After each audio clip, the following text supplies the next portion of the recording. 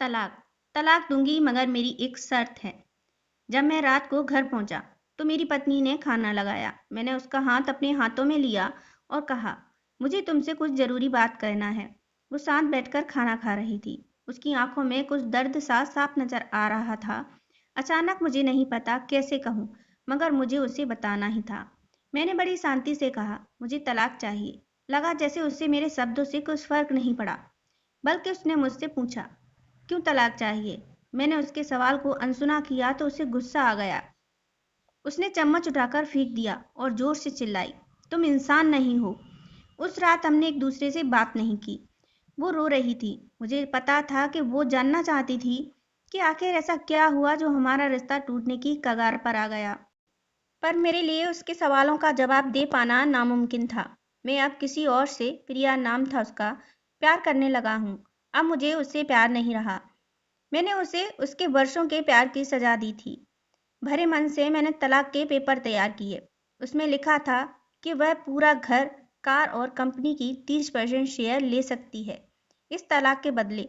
लेकिन उसने उन पेपर्स को देखा और उनके टुकड़े टुकड़े कर दिए।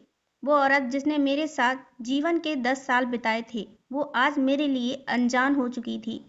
मुझे इन 10 सालों का जो उसने मेरे लिए बर्बाद किए, मगर मैं क्या करूं। जो हो चुका उसे मैं बदल नहीं सकता था, क्योंकि मैं किसी और से, अपनी पत्नी से भी ज्यादा प्यार करने लगा था। आखिरकार उसके सब्र का बांध टूट गया और वो फूट फूट कर मेरे सामने रोने लगी।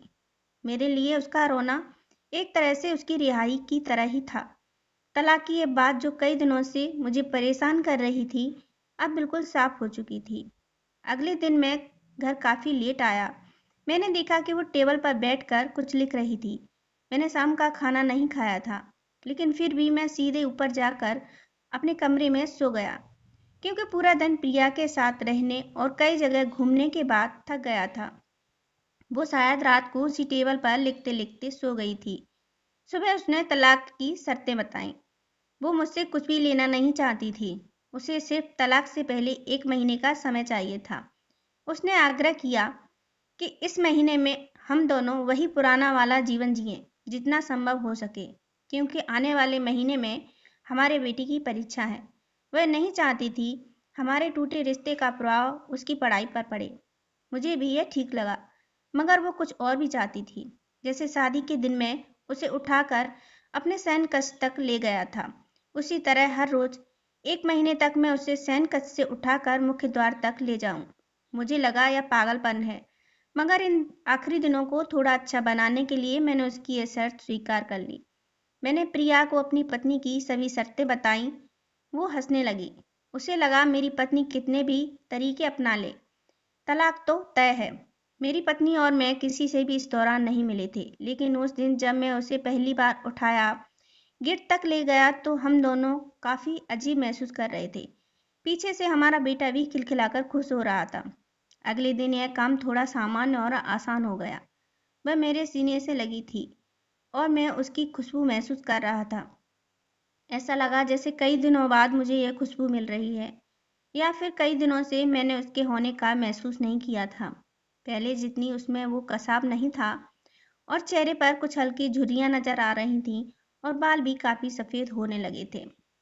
ये वही औरत थी जिसने अपने जीवन के 10 साल मुझे समर्पित किए थे। चौथे दिन जब मैंने उसे उठाया तो वो पुराना रोमांच लौटने लगी थी। 5वें और 8वें दिन वो पुराना प्यार फिर जागने लगा। मैंने प्रिया को इस बारे में कुछ भी नहीं बताया था। अब उसे उठाना और आसान हो गया था। शायद हर रोज यह सब करने का मैं आदी हो गया था। एक दिन वह अपनी पसंद की साड़ी निकाल रही थी, लेकिन कुछ खास नहीं ढूंढ पाई। उसने सांस भरते हुए कहा कि उसके सारे कपड़े बड़े पड़ने लगे हैं। तब मुझे पता चला कि वह काफी दुबली हो गई है और इसलिए मैं उसे आसानी से उठा पा रहा था। मेरे दिल को एक झटका सा लगा। उसने अपने दिल में काफी सारा दर्द छुपा रखा था। पता नहीं कैसे मैं आगे बढ़ा और उसके सिर को छूकर देखा। अचानक हमारा बेटा आया और बोला कि पापा, ये तो मम्मा को उठाकर बाहर ले जाने का समय हो गया है। उसके लिए अपने पापा द्वारा मम्मा को इस तरह उठाकर ले जाते हुए देखना जीवन का अभिन्न हिस्सा बन गया था। मेरी बीवी ने हमारे बच्चे को बुलाया और जोर से उसे गले लगा लिया। मैंने अपना चेहरा दूसरी तरफ कर लिया। मुझे लगा कि मैं अपना निर्णय न बदल लूं। मैंने अपनी पत्नी को रोज की तरह उठाया और बेडरूम से सिटिंग रूम लेते हुए हॉल तक लाया। उसने प्यार से अपने दोनों हाथ मेरी गर्दन के आसपास रख दिए।